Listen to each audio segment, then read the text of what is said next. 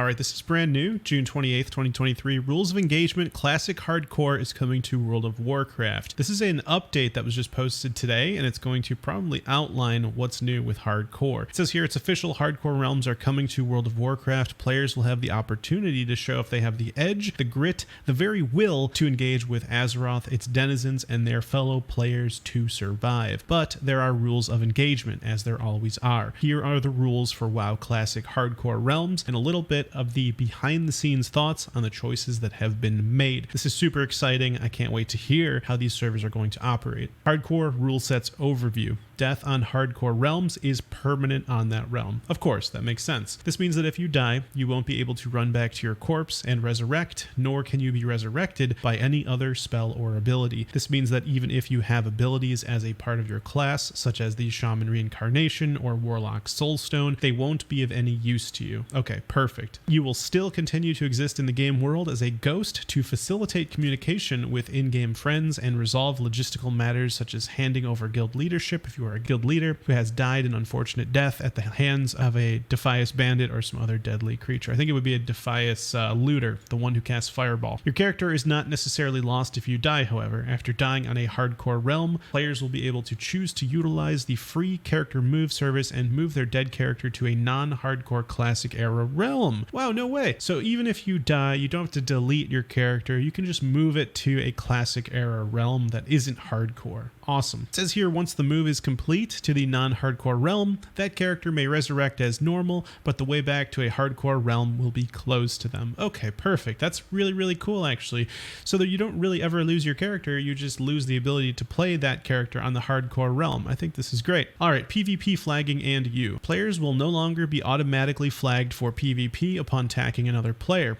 No way. Really? To flag yourself for PvP, you must type the command /PvP. You won't be able to take hostile actions against a flagged enemy player unless you flag yourself deliberately. This is a great change, and the reason it sounds a little weird if you're not in the know is because to grief other players, opposing faction players like rogues would just stand on flight masters or quest givers, any NPC who is popular to interact with, and you'd accidentally right click them, which would then cause you to get flagged and subsequently murdered. So it's actually a really great change to stop griefing, to make it so that very clear you will not accidentally flag yourself for PvP. You have to be very deliberate if you want to PvP. You have to type in /PvP and then hit enter. You're not going to accidentally do that, okay? So this is really great. Now let's see here. They continue by saying, we've added this failsafe to prevent situations in which a player could unintentionally take aggressive action against another player who is flagged for PvP and unwittingly flag themselves. Yep, exactly what I said, basically. By requiring players to type /PvP before engaging in any PvP content, this maintains fairness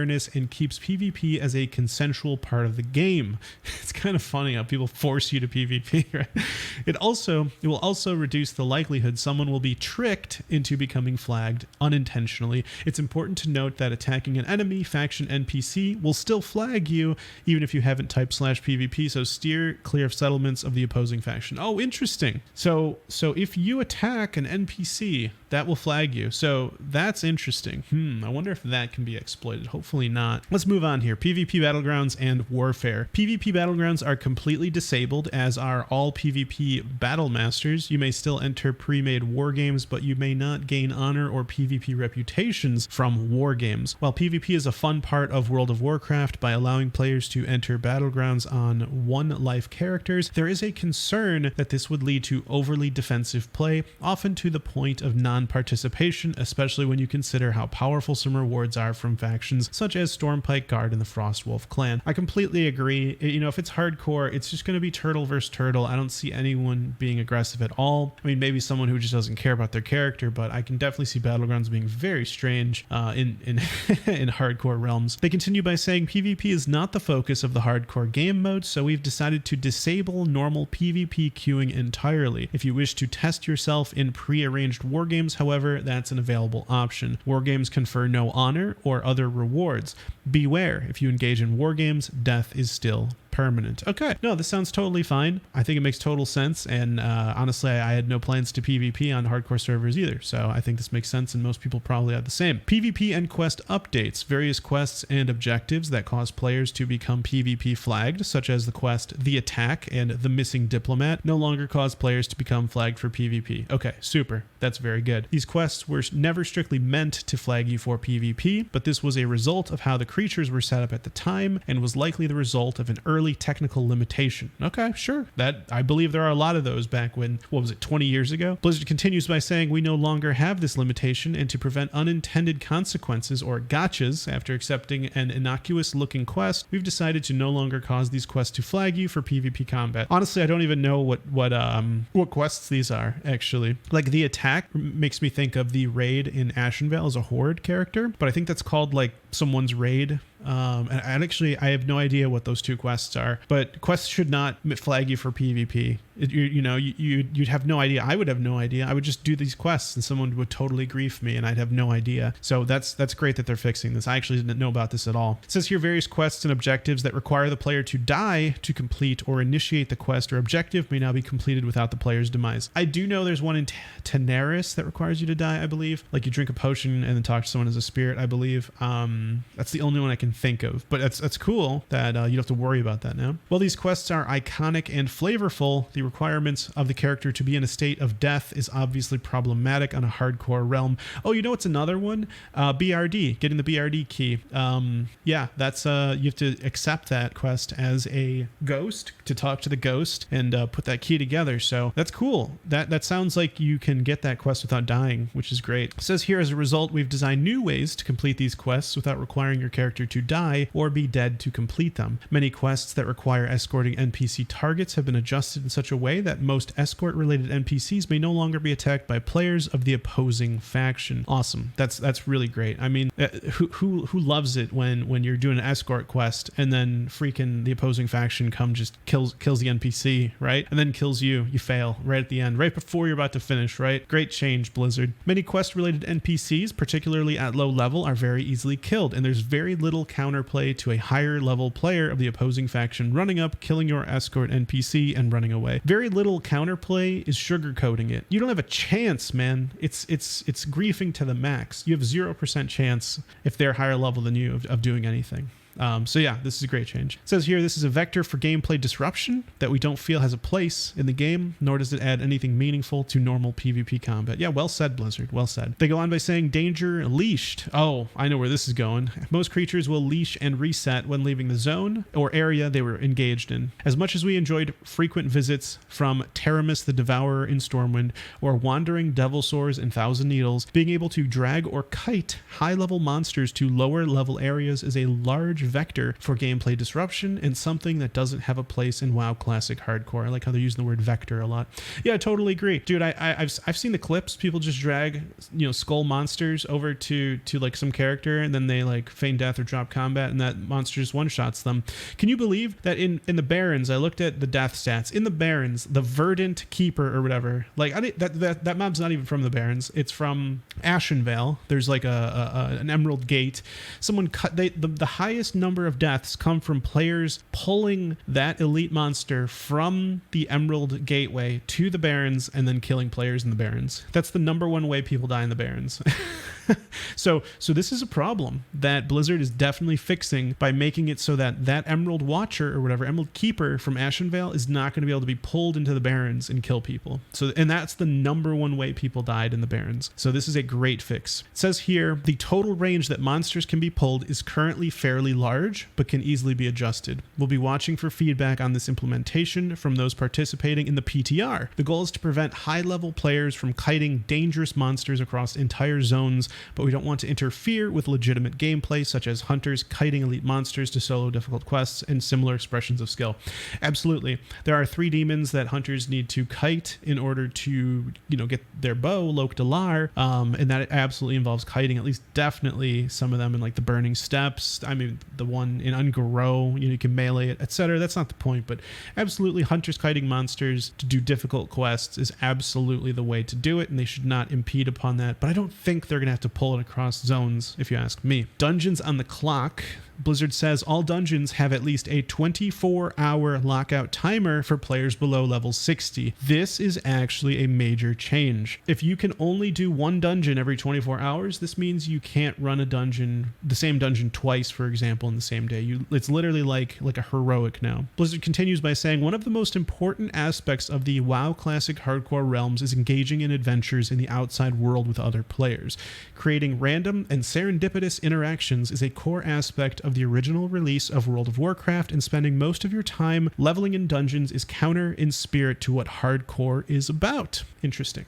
We do recognize that there may be a desire to run a dungeon while leveling multiple times, such as to finish a quest or to get an important piece of loot. As a result, we've added a 24-hour timer to almost all dungeons for players until they hit level 60. Okay, that's good. Once you hit 60, you can run a dungeon over and over to get your pre-raid best in slot or whatever.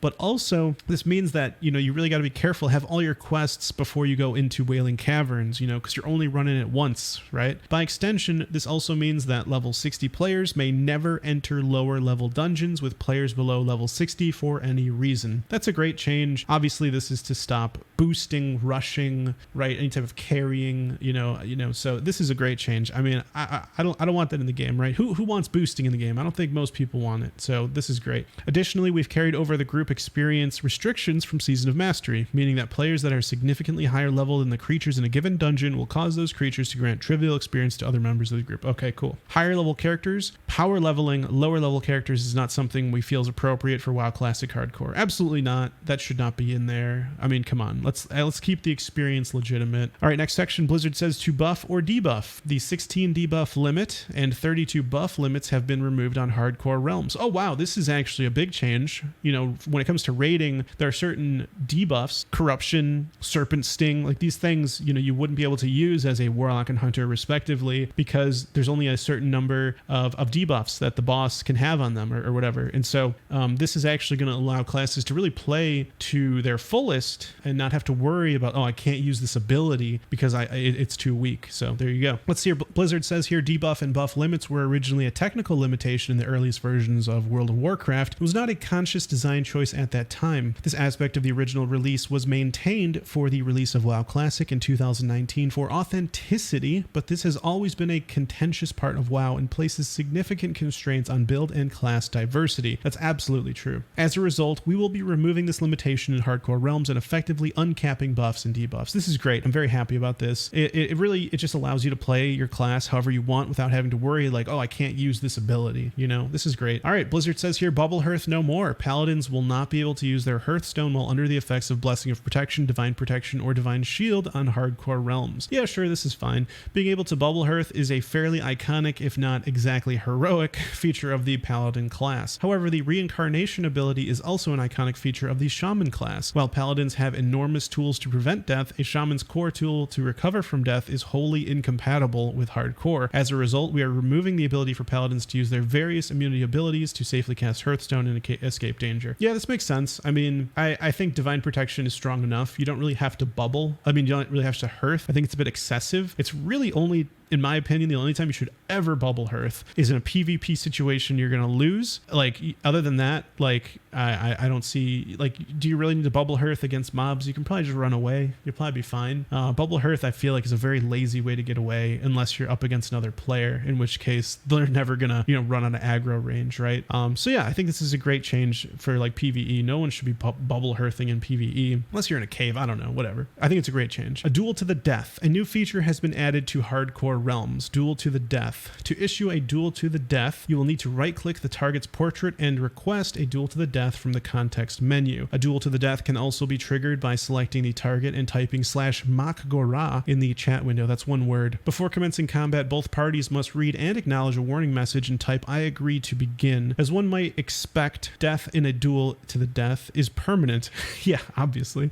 Duel to the death. It's in the name. Just like any other death on hardcore realms. We feel that this is going to be an extremely exciting addition to hardcore realms for those who like to play at the highest possible stakes, and for players who wish to spectate such contests of honor. Since bragging rights are important, we will be tracking the number of kills you receive in duels to the death with a special cosmetic buff on your character called String of Ears. Each time you win a duel to the death, you receive a trophy, and the stack count on this buff will increase by 1. Anyone who clicks on your character will be able to see quickly what a frightful combatant you are by the number of ears you've collected. There are some limitations to this, however, as you cannot earn the String of Ears buff before level 10, and you cannot earn the buff if you and your opponent are too many levels apart. That's actually really great. I think the reason, you can't do it before level 10 would stop someone from making tons of characters and just losing to himself, right, on like a second account. Well, he'd have to level up all those characters to level 10 and then lose. And then, by the way, if you're too high level, like now you can't even do this thing. So basically they're trying to keep it authentic, right? The String of Ears has to be earned in an authentic way in a match that you could potentially lose, and therefore it has some weight to it. So very, very cool little ways to make sure it's authentic there at the end. This is pretty exciting. Blizzard says all content phases available from the go. Hardcore Realms will have all the original WoW content phases unlocked and available right at launch. One of the things we love about the hardcore mode of play is that endgame is not the focus, and most of the gameplay revolves around the journey, not the destination. I feel like that's a lot about World of Warcraft in general. Like there's more quests and there's more content on the way to max level than there is at max level, in my opinion. This also makes hardcore gameplay evergreen, meaning that it's always a good time to pop in and experience it regardless of what else is happening in other versions of World of Warcraft. When considering whether to do progressive phase unlocks in these hardcore realms or not, one of the things that concerned the WoW Classic team was what psychological impact that following the 2019 Classic or Season of Mastery version of progressive content unlocks might have on players. We see players often ask, is it too late to start playing shortly after a new version of WoW Classic or content phase is released? Well, the answer is always no. There is still undeniable social pressure to keep up with the current content phase, even if the content being released is beyond your level of progression. I never thought about that. By removing content unlocks from the equation and having everything open and available from the start, it removes that pressure for the average player to hurry up and hit max level for the next unlock, especially when most content phase unlocks revolve entirely around endgame content. We are highly sensitive to this in a world where leveling itself is a huge challenge, and players may want to enjoy that journey at their own pace. I think this is a great choice. It's a problem that I actually hadn't really thought about, but it makes total sense. They do Joyous Journeys right before a fresh content release in Wrath Classic. Basically, they'd want people to be able to hit max level so they can enjoy this new content phase. And I never really thought about how players are like, oh, is it too late, right?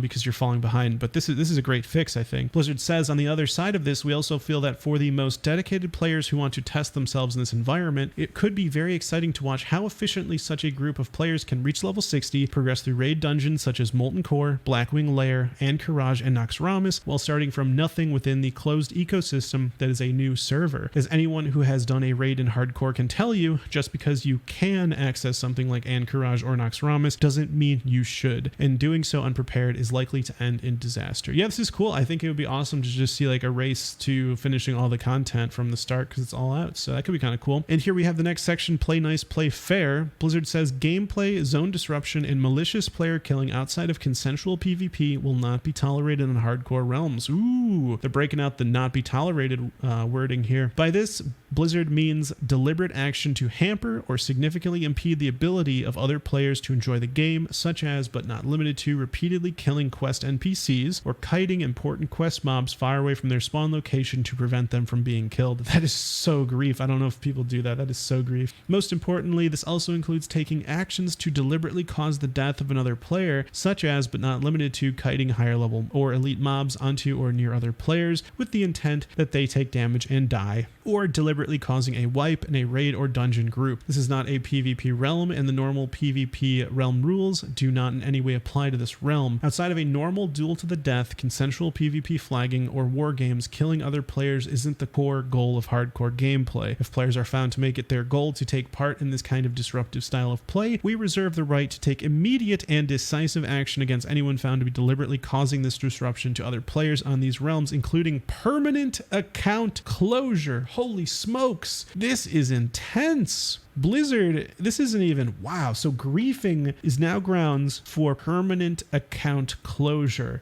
Griefers beware. Blizzard is serious about this. Holy smokes. Let's see here. Blizzard continues by saying, on the flip side to this, report bombing or intentionally using the rule set against players to attempt to get their account actioned will also be met with equally harsh penalties. Deaths can and will happen in normal gameplay, and retaliation or resorting to bullying, abuse, or malicious reporting for normal gameplay deaths are not appropriate. For example, if you are in a dungeon group and the tank ends up taking too much damage and dies, despite the efforts of the healer in the group, it's not appropriate for someone to report the healer. While that death is unfortunate, it is legitimate gameplay, and the best thing to do is remain understanding and empathetic, learn what lessons you can from the situation, and try again. Yeah, I feel like I don't know if I can do dungeons with random players. I think it would just really stress me out. I don't know if they're good. I don't know if, maybe they will say that they didn't let me die, but dude, if they have any mana whatsoever, doesn't that mean that they messed up? I don't know. Were they AFK? It's a little fuzzy, right? But I understand that you shouldn't report the healer if you die, right? But there might be some cases where maybe you should, right? Ultimately, it's critical to the health of these realms that players play nice and play fair with one another, and we take any hostile or abusive actions that occur between players very seriously. Upon character creation, you will be prompted to agree to both the hazards of hardcore realms and that death is permanent and irrevocable, as well as the rules around behavior between players. As with any new development, we'll be keeping a close eye on player behavior during the test phase and adjust as needed. We want WoW Classic Hardcore to be a fun and challenging experience for anyone who wants to jump into the action. Do you have what it takes to go hardcore? You'll be able to check out Classic Hardcore on the public test realms. Wow, that is a massive post. I'm super excited for hardcore WoW. I don't think it's going to be that hard, but I think it will be that fun, and I can't wait to give it a try. Honestly, I tried it back in Season of Mastery. What is it? Iron Will, Iron Soul, Soul of Iron. That was not hard. I did not die. I think I can go through. I just got bored, honestly, but I think with these little bit different rules of engagement, maybe it could be a little more fun and engaging. We'll see. I'm kind of hyped to try it out. Let me know what you guys think in the comments, and I'll see you guys in the next video. Take care.